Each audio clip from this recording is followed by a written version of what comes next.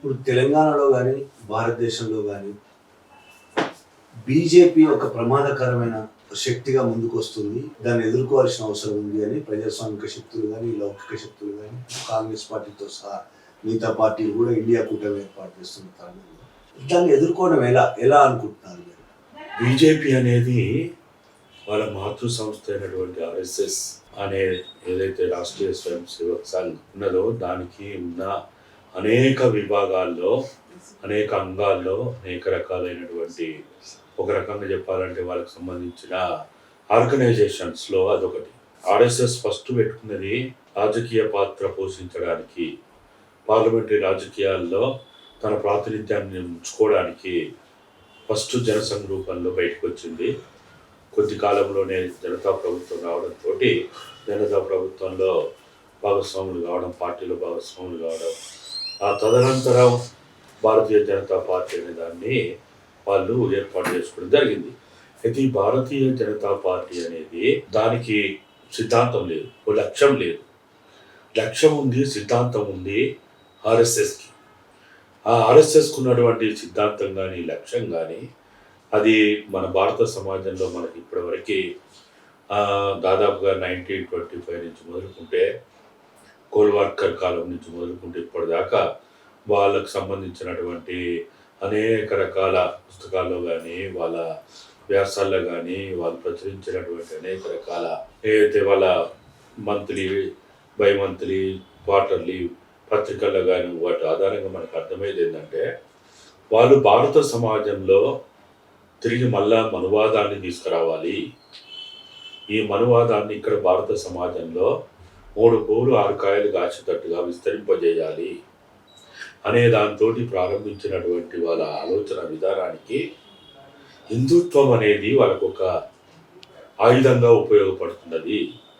ఎట్లనైతే ఒకప్పుడు నాజీలు Italy, Germany ప్రాంతాల్లో ఉన్నటువంటి వాళ్ళు ఎట్లనైతే హేట్రిజం, రేస్ ఆధారంగా వాళ్ళొక హేట్రిజాన్ని సృష్టించి అక్కడ వాళ్ళు ఆ వ్యతిరేకతను సృష్టించి వాళ్ళు వాళ్ళ బలాన్ని కాపాడుకోవడానికి ప్రయత్నం చేసిండో, ఇక్కడ కూడా మనువాదాన్ని తీసుకురావాలి, విస్తరింపజేయాలి, మనువాద పాలన చేయాలనుకుంటున్నటువంటి ఉబిలిడుతున్నటువంటి ఈ మనువాద సిద్ధాంతానికి కట్టుబానిసలుగా ఉన్నటువంటి వాళ్ళు హిందుత్వం భారతదేశంలో ఉన్నటువంటి విభిన్న మతాలకి సంబంధించినటువంటి హిందూ, క్రిస్టియన్, లేకపోతే ముస్లిం, బుద్ధిస్టు, సిక్కులు, ఇతరత్ర ఏవైతే ఉన్నాయో వీళ్ళల్లో అత్యధిక జనాభా కలిగినటువంటి హిందువులని ఒక ఆధారం చేసుకొని ఆయుధంగా ఉపయోగించుకొని వాళ్ళు ఇక్కడ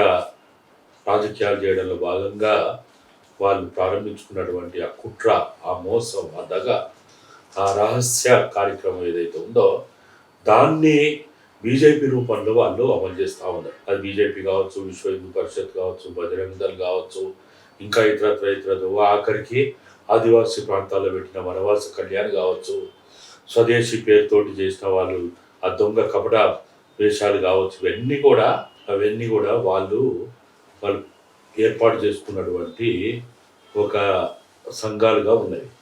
అయితే నాకు అర్థమైన కాడికి భారతదేశంలో 2 ఇక్కడ సిద్ధాంతపరమైనటువంటి ఒక అవగాహన ఉన్నది, ప్రాతిపదిక ఉన్నది అనిపిస్తున్నది. ఒకటి, వ్యవస్థ రూపకల్పన కోసం, ఏర్పాటు కోసం ప్రారంభించబడినటువంటి కమ్యూనిస్టు పార్టీలు, తర్వాత తదనంతరం సిపిఐ, సిపిఎం, ఎంఎల్ పార్టీలు ఏవైతే ఉన్నాయో వాళ్ళకు సిద్ధాంతపరమైనటువంటి ప్రాతిపదికలతో కూడినటువంటి ఒక ఐడియాలజికల్, ఫిలాసాఫికల్ అవుట్లుక్ ఉండదు.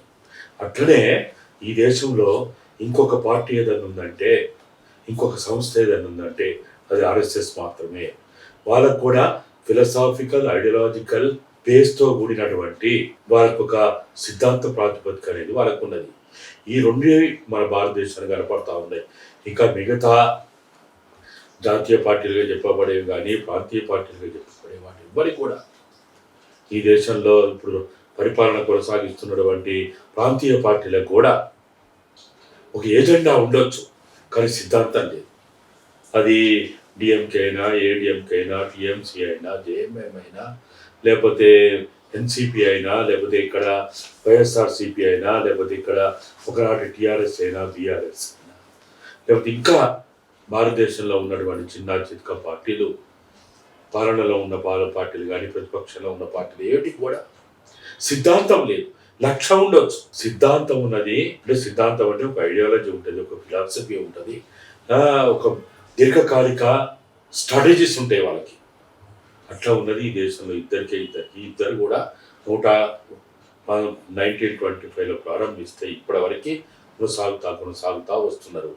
ఇది ఈ మనువాదం అనేది మనకు తెలుసు, నిచ్చెన మెట్ల సమాజానికి ప్రాతిపదికగా రూపొందించబడింది. బ్రాహ్మణిజం అని, తర్వాత మన బ్రాహ్మణు, తర్వాత వైశ్య, తర్వాత మన శూద్ర, క్షత్రియ ఏదైతే ఉందో, బ్రాహ్మణ, క్షత్రియ, వైశ్య, శూద్ర అనేది ఏదైతే ఉన్నదో, దీని ప్రాతిపదికన మల్ల సమాజాన్ని విడగొట్టాలి. మనుషులందరూ సమానం కాదు, ఏళ్ళు సమానం లేనట్టు మనుషులు కూడా సమానం కాదు అనే ఒక ప్రాతిపదికతోటి వాళ్ళు ఏ పని చేసేవాళ్ళు ఆ పని చేయాలి.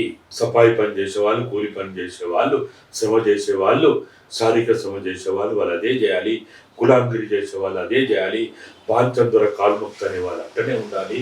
రాజ్యాంగం ఉండదు. మనం చూస్తాం కదా, ఇప్పటికే 33 మందితోటి భారతదేశంలో ఒక నూతన రాజ్యాంగాన్ని ఆవిష్కరించడానికి ఏర్పాటు చేయడానికి కమిటీ వేసి, భారతదేశ ఇక్కడున్న సంస్కృతి, సాంప్రదాయాలు, ఆచార వ్యవహారాలు వీటన్నిటితో కూడినటువంటి మనధర్మాన్ని జోడించి వాళ్ళు ఏదైతే తీసుకురావాలనుకుంటున్నటువంటి నూతన రాజ్యాంగం ఉందో 2024 తర్వాత మళ్ళా తిరిగి ఇదే ఆర్ఎస్ఎస్ ప్రేరేపిత బీజేపీ కనుక పరిపాలనలోకి వస్తే 100 సంవత్సరాల వార్షికోత్సవ సందర్భంగా వాళ్ళు ఖచ్చితంగా ఈ రాజ్యాంగాన్ని తీసిపడేసి వాళ్ళు ఏర్పాటు చేసుకున్న నూతన రాజ్యాంగాన్ని ఒక మంచి గొప్పగా కుంభమేళా నిర్వహించి వేద మంత్ర తంత్రాలతోటి దాన్ని ఆవిష్కరించి నూతన పార్లమెంటులో ఎక్కడైతే భారత రాజ్యాంగ పీఠికని పెట్టాల్సిన స్థలంలో రాజదండాన్ని పెట్టిండ్రో అదే ప్లేస్లో నూతన రాజ్యాంగాన్ని పెట్టబోతున్నారు. ఇది వాళ్ళు గత కొన్ని దశాబ్దాలుగా వాళ్ళు ఆడినటువంటి ఆటలో భాగంగా, వాళ్ళ ప్రయత్నంలో భాగంగా వాళ్ళు చివరి దశకి చేరుకోబోతున్నారు అనేది మనకు కనపడుతుంది. అయితే ఈరోజు మనం అందరం మీరు అన్నట్టు ప్రజాస్వామికవాదులు, లౌకికవాదులు ఎవరైతే ఉన్నారో, సెక్యులరిస్టులు ఎవరైతే ఉన్నారో, మనందరి బాధ్యత భారతదేశ రాజ్యాంగాన్ని కాపాడుకోవాలి, భారతదేశ సెక్యులరిజాన్ని కాపాడుకోవాలి, భారతదేశ ఫెడరలిజాన్ని కాపాడుకోవాలి, భారతదేశ ప్రజాస్వామ్యాన్ని కాపాడుకోవాలని ఏదైతే ఇవాళ ఈ 145 కోట్ల ప్రజలు సుమారు 100 పైగా కోట్ల ప్రజలు ఆలోచిస్తూ ఉన్నారు, అభిప్రాయపడుతూ ఉన్నారు. విభిన్న మతాల వాళ్ళు, విభిన్న కులాల వాళ్ళు, విభిన్న జాతుల వాళ్ళు అభిప్రాయపడుతూ ఉన్నారు. వీళ్ళందరూ ఇవాళ ఒక్క తాటి మీదకి రావాల్సిన అవసరం ఎంతైనా ఉండదు.